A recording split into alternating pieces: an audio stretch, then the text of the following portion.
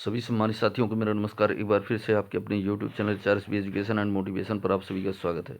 साथियों, बेसिक परिषद से जुड़ी हुई अपडेट्स हैं। इस जिले के जांच में फंसे प्रधान अध्यापक और 5 निर्वाचन कार्य में लापरवाही बरतने वाले जिले के इन शिक्षकों के विरुद्ध कार्रवाई। अब यूपी में बिजली 23% तक होगी महंगी।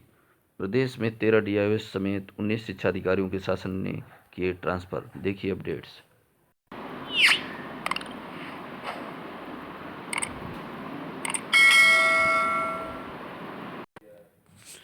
अब यूपी में बिजली 23% तक होगी महंगी। यह है नई प्रस्तावित दरें। प्रदेश की बिजली कंपनियों ने सोमवार को उत्तर प्रदेश राज्य विद्युत नियामक आयोग ने वर्ष 2023-24 के लिए वार्षिक राजस्व आवश्यक HRR दाखिल किया है। इसके साथ ही लाइन हानियां और घाटे को दिखाते हुए बिजली कंपनियों ने बिजली दरों में 15.85% वृद्धि का प्रस्ताव दाखिल किया है। आयोग से यदि वृद्धि का प्रस्ताव स्वीकृत हुआ तो घरेलू उपभोक्ताओं की बिजली दरें 18 से 23% तक बढ़ जाएंगी। ARR में सालाना खर्च के रूप में 92,547 करोड़ रुपए अनुमोदित करने का प्रस्ताव है। किसानों की बिजली भी महंगी करने का प्रस्ताव। कंपनियों की तरफ से 2023-24 के लिए जो बिजली दरें प्रस्तावित की गई हैं, उसके मुताबिक सबसे अधिक बिजली दरों में वृद्धि का प्रस्ताव दाखिल होते ही उत्तर प्रदेश राज्य विद्युत उपभोक्ता परिषद के अध्यक्ष अवधेश कुमार वर्मा जी ने लोक महत्व की याचिका सौंपी।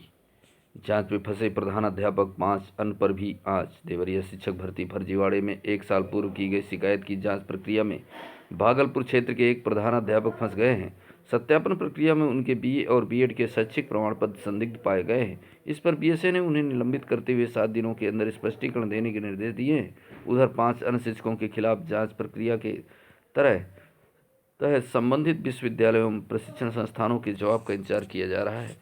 पिछले साल भागलपुर क्षेत्र के एक व्यक्ति ने जिलाधिकारी को शपथ देकर भागलपुर क्षेत्र के 6% शिक्षकों के खिलाफ फर्जीवाड़ा कर नौकरी करने की शिकायत की थी। इस संबंध में जिलाधिकारी की ओर से BSA को जांच कर आख्या उपलब्ध कराने के निर्देश हुए थे। मामले की जांच में पूरे 1 साल बीत गए। अब एक प्रधानाध्यापक के BA व B.Ed के प्रमाण पत्र कूटरचित ढंग से तैयार पाए गए हैं। इस संबंध में गोरखपुर विश्वविद्यालय ने जो रिपोर्ट दी है, उसके अनुसार प्राथमिक विद्यालय अंडिला के प्रधानाध्यापक जयप्रकाश तिवारी जी का स्नातक अनुक्रमांक 1,66,496 वर्ष 1985 एवं B.Ed अनुक्रमांक 6,388 वर्ष 1990 का अंक व प्रमाण पत्र विश्वविद्यालय विलेख में किसी छात्र या छात्रों को आवंटित नहीं किया गया है। BSA हरिश्चंद्र नाथ जी ने रविवार को बताया कि जयप्रकाश तिवारी प्रधानाध्यापक द्वारा फर्जी एवं कूटरचित ढंग से स्नातक एवं B.Ed के प्रमाण पत्रों के आधार पर षड्यंत्र करते हुए नौकरी किए जाने की प्रथम दृष्टया पुष्टि हुई है। आरोप सिद्ध होने पर भागलपुर क्षेत्र के अंडिला के प्रधानाध्यापक को अभिभाग से में निलंबित करते हुए उन्हें BRC से सम्मत कर दिया है। इस प्रकरण की जांच के लिए BO भलुवनी को नामित किया गया है। सत्यापन प्रक्रिया में संबंधित बोर्ड और विश्वविद्यालय से रिपोर्ट आने में देरी होती है। जनपद स्तर से देर नहीं की जाती। फर्जी प्रमाण पत्रों के आधार पर नियुक्त हुए शिक्षकों के खिलाफ शिकायत के बाद जांच प्रक्रिया अभी चल रही है। भागलपुर के एक शिक्षक के शैक्षिक अभिलेख दोषपूर्ण मिले हैं। उन्हें निलंबित कर अपना पक्ष रखने का मौका दिया गया है। प्रदेश में 13 DIOS समेत 19 शिक्षा अधिकारियों के शासन ने किए ट्रांसफर। कई जिलों में खाली थे पद, कुछ जगह किया गया बदलाव। शासन ने कानपुर, सीतापुर और बहराइच समेत विभिन्न 13 जिलों में नए जिला विद्यालय निरीक्षक यानी DIOS की तैनाती की है। इनमें कुछ DIOS के पद काफ़ी दिनों से खाली थे, जबकि 3 जिलों में बदलाव किया गया है। इसके साथ ही 6 अन्य शिक्षा अधिकारियों के तबादले किए गए हैं। विशेष सचिव कृपाशंकर यादव जी की ओर से जारी आदेश के तहत फतेह बहादुर सिंह को उप प्राचार्य जिला शिक्षा एवं प्रशिक्षण संस्थान डायट मिर्जापुर के पद से स्थानांतरित कर कानपुर नगर का DIOS बनाया गया है। इसी तरह राजेश कुमार शाही जी को उप प्राचार्य डायट उन्नाव से DIOS फतेहपुर और देवकी सिंह जी को DIOS फतेहपुर से बेसिक शिक्षा विभाग की सेवा में स्थानांतरित किया गया है। इसके अलावा महेंद्र प्रताप सिंह जी को वरिष्ठ प्रवक्ता डायट बरेली को DIOS लखीमपुर बनाया गया है, जबकि प्रतापगढ़ में शिक्षक विधायक उमेश द्विवेदी जी द्वारा केंद्र निर्धारण में गड़बड़ी की शिकायतों के बाद चर्चा में आए DIOS सर्वदानंद जी को इसी पद पर अलीगढ़ भेजा गया है। वहीं ओम प्रकाश राय जी को उप प्राचार्य डायट बलिया से DIOS प्रतापगढ़ के पद पर भेजा गया है। लखनऊ में शिक्षा निदेशक के शिविर कार्यालय में सहायक शिक्षा निदेशक सेवाएं शिविर पद पर तैनात राजेंद्र सिंह जी को सीतापुर से में रिक्त डीआईओएस पद पर भेजा गया है, जबकि शिविर कार्यालय में संबद्ध अमरकांत सिंह जी को सहायक शिक्षा निदेशक सेवा शिविर के पद की जिम्मेदारी दी गई है।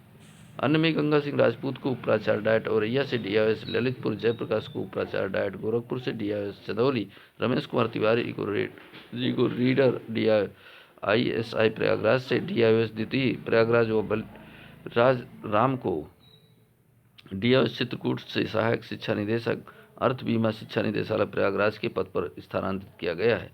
वहीं देवेंद्र स्वरूप को उपप्राचार्य डाइट कानपुर देहात से डीआईओएस चित्रकूट, पूरन सिंह को उपप्राचार्य डाइट वर्ती से डीआईओएस द्वितीय आगरा, हरि सिंह साक्य को उपप्राचार्य डाइट झांसी से डीआईओएस द्वितीय वाराणसी, जयप्रताप सिंह को उपप्राचार्य डाइट गोंडा से डीआईओएस बहराइच के पद पर स्थानांतरित किया गया है। वहीं मंडलीय उप शिक्षा निदेशक वाराणसी के पद पर तैनात प्रमोद कुमार को तबादला प्रयागराज शिक्षा निदेशालय में उप शिक्षा निदेशक के पद पर किया गया है।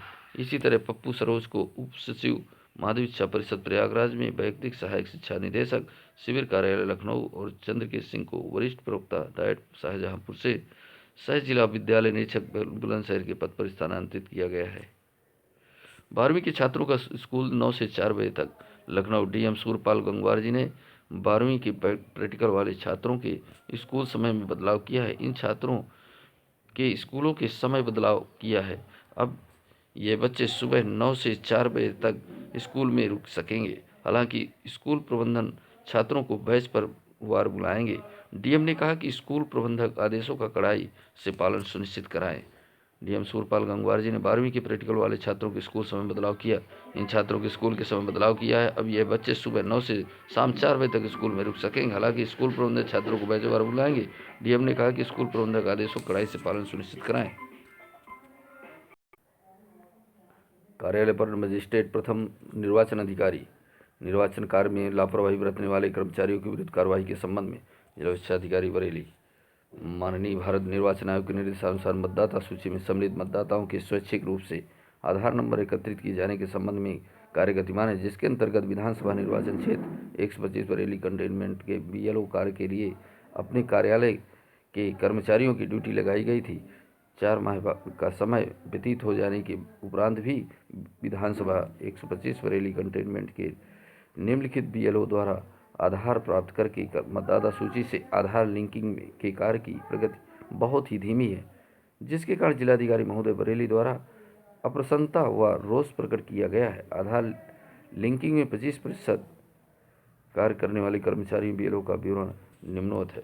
25% से कम कार्य यानी 6B फीडिंग दिनांक 30 दिसंबर 2022 के आधार पर ये शिक्षकों की कार्य प्रतिशत है 12.78, 5.04, 15.72, 16.60, 18.85। इस प्रकार से अलग अलग बीएलओ जो शिक्षक या शिक्षामित्र सहायक अध्यापक नियुक्त हैं या नामित किए गए हैं, उनके द्वारा कर्मचारियों कार्यालय तहसीलदार सहायक निर्दिष्टीकरण के पत्रांक संख्या 7 अक्टूबर 2022 के माध्यम से कार्य न करने के संबंध में स्पष्टीकरण जारी किया था, किंतु उक्त कर्मचारी बीएलओ द्वारा कार्य को पूर्ण नहीं किया गया है। अतः माननीय भारत निर्वाचन आयोग मुख्य अधिकारियों के आदेश को अवहेलना करने एवं निर्वाचन कार्य में लापरवाही बरतने के कारण उच्च कर्मचारी बीएलओ के वेतन को अग्रिम आदेशों तक अवरुद्ध किए जाने की संस्तुत की जाती है। कृत कार्रवाई से अधोस्ताश्री को अवगत कराने का कष्ट करें। साथियों, बहुत ही महत्व